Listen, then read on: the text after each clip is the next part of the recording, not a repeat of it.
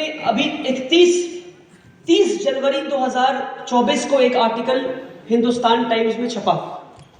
اس article کا head line یہ تھا that the poorest community in this country is the Muslim community. The poorest community in this country is the Muslim community. اور اس کے 4 indicators تھے کہ سب سے کم assets ہیں, سب سے کم لیبرز ہیں, سب سے کم امپلائمنٹ ہے, اور ایک اور ایسے انڈیکیٹرز تھے. تو 4 انڈیکیٹرز کو بنیاد بناتے ہوئے 2 ہمارے نان مسلم بھائی نے, جن کا نام میں بھول رہا ہوں, انہوں نے یہ آرٹیکل, ایک ڈیٹیلڈ آرٹیکل ہندوستان ٹائمز میں لکھا, یہ کہتے ہوئے کہ اس ملک کا سب سے غریب کوئی کمیونٹی ہے تو وہ مسلم کمیونٹی ہے. جب میں اس آرٹیکل کو پڑھتا ہوں ان ڈیٹیلز تو مجھے رسول اللہ صلی اللہ علیہ وسلم کی وہ دعا یاد آ جاتی ہے جہاں انہوں نے کہا اللہم انی اعوذ بک من الکفر والفقر, کہ اللہ میں پناہ مانگتا ہوں کفر سے اور غریبی سے. اور وہ مسلسل یہ دعا مانگا کرتے تھے. تو صحابہ نے ان سے پوچھا کہ یا رسول اللہ what is the relation between کفر and poverty, کہ کفر کیا ہے؟ کفر یہ ہے کہ کہہ دینا کہ کوئی خدا نہیں ہے. کفر یہ ہے کہہ دینا کہ کوئی خدا نہیں ہے, میں خدا کی بات نہیں مانوں گا. تو ایک کریشن کے لیے اس سے زیادہ خراب بات اور کیا ہو سکتی ہے کہ وہ کریٹر کو ریجیکٹ کر دے. تو سب سے بڑی کوئی گناہ ہے اس دنیا کی, اس زمین پر, تو وہ کفر ہے. اور رسول اللہ نے کفر اور غریبی کو ساتھ ملا کر دعا مانگا. تو ان کے کمپینینز نے پوچھا ان سے کہ رسول اللہ یہ کفر اور غریبی کا کیا تعلق, اسے آپ ملا کر کیوں کرتے؟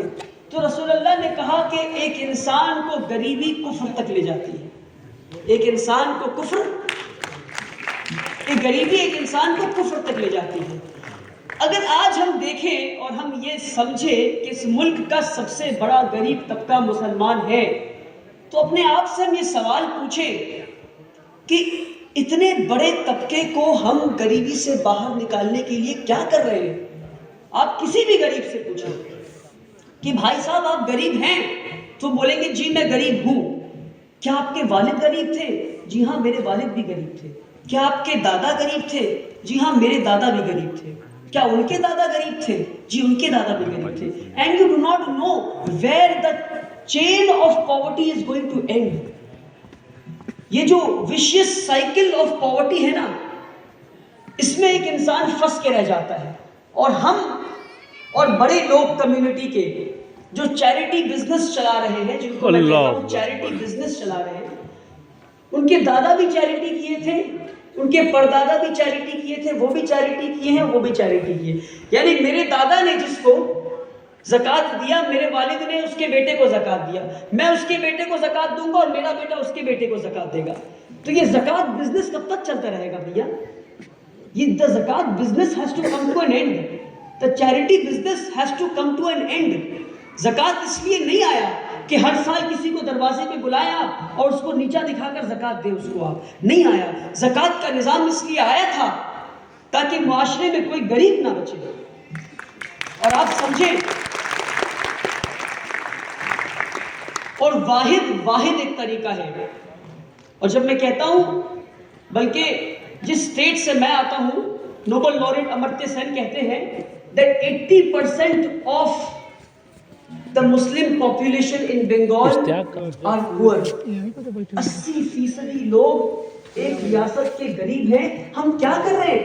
آپ بہار کا ڈیٹا نکالیں, آپ پورے نارتھ انڈیا کا ڈیٹا نکالیں, مہاراشٹر اینڈ بلو بہت اچھا حال ہے, مہاراشٹر اینڈ ابو دیکھیں آپ کتنا برا حال ہے.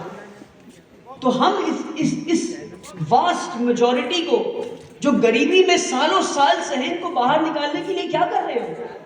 تو مجھے ایک واحد راستہ دکھا کہ آپ امیجیٹلی کسی کو غریبی سے باہر نکال سکتے ہیں, وہ ہے تعلیم. اور تعلیم اور تعلیم اور تعلیم. انگریزی میں کہاوت ہے, give a man a fish, you feed him for a day.